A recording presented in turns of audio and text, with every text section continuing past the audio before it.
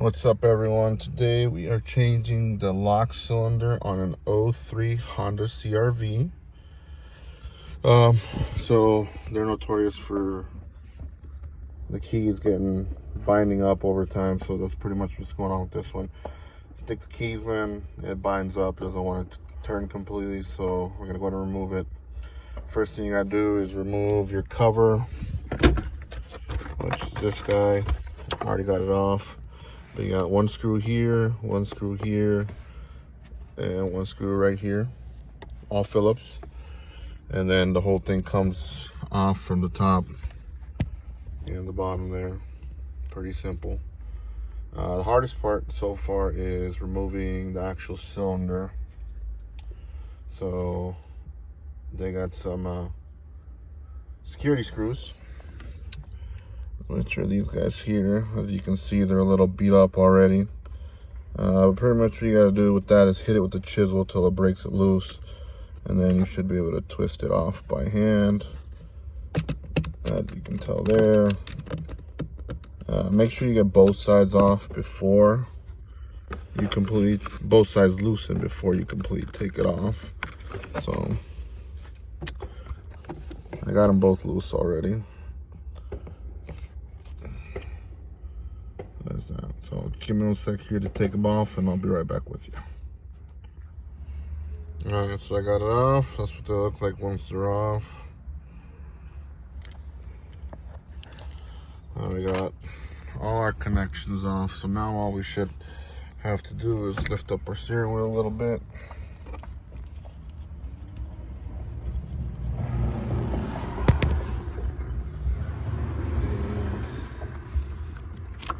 There she is. She comes right off. So just gonna go and remove the rest of these connectors.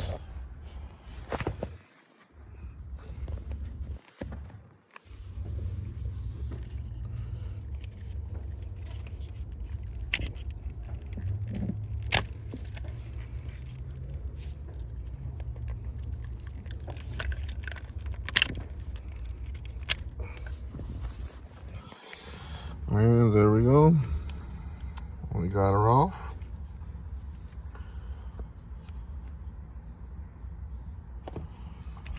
So, your new one will come with these same security bolts. What I'm gonna do is I'm actually gonna run to the hardware store and get some Allen head ones and replace it with that, just because your new key does have to be programmed because of these immobilizers here. So this is programmed to the factory key. If you go ahead and replace just this right now with the new one, the car will not start because it is programmed to pick up your chipped key. So I'll show you a little trick on how to bypass that, but I'm also gonna save this because I really don't want to pay the amount to get a dealer to program my new key to this one. So I've heard of people taking these actually to locksmiths and having them rebuilt for like 30-40 bucks. A new one of these is probably like $300-400 bucks at the auto parts store. You can probably find it online, but I got one at the auto parts store just because of the warranty. I mean, if it ever goes bad again for some reason, you know, I can just take it to my local auto parts store and have it replaced there. But like I said, I will save this one though, because I do think I'm gonna take it to a locksmith, see if I can have it rebuilt, just so I can keep using my factory key and I don't have to, you know, have one relearned or anything like that. But I'm gonna run to the hardware store real quick now, and I'll get this new one put in, and then I'll show you how you can get yours to work in the meantime till you either have it relearned or have your original one rebuilt. So I'll be right back with you guys. All right guys, so we're back from the hardware store. This is what we got right here. 8x125, 16 millimeters long, button head socket screw. Take it out. So that's what it looks like. It's a 5 millimeter Allen, or also SAE would be 3/16 Allen head that would work on that. So I got one in place already just to show you guys. There's the security one. I just used that to hold it in place while I went to go get everything. There is our Allen button. So we're going to use that instead of these security ones to get everything in place. Just in case we ever got to service anything again, it'll make it easier to remove with the Allen head instead of having to use the chisel to remove it again. So let me get this put back together and I'll be right back with you. Alright guys, so I got everything put back together. As you can see, key turns now, everything powers on. Okay, so now that I got everything hooked up, this is the trick I wanted to show you. So with your new ignition switch connected, your immobilizer here is gonna be coded to your original key still. So if you try and crank your car without that in place, it is not gonna start until you get it flashed over to your new key.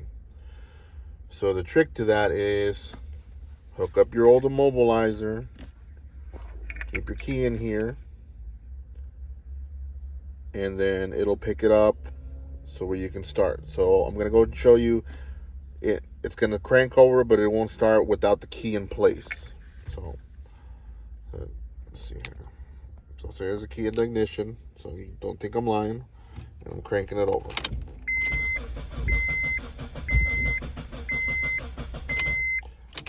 Nothing.